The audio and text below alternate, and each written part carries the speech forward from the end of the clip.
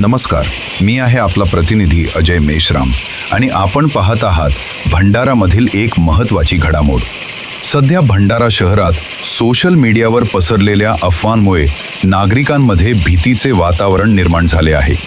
इंधन टंचाई होणार असल्याच्या अफवा वेगाने पसरल्याने शहरातील अनेक पेट्रोल पंपांवर वाहनांच्या लांबच लांब रांगा लागलेल्या दिसत आहेत. प्रत्यक्ष चित्र पाहता अनेक नागरिकांनी घाईघाईने पेट्रोल भरून घेण्याचा प्रयत्न केल्यामुळे काही ठिकाणी वाहतूक कोंडीही निर्माण झाली आहे.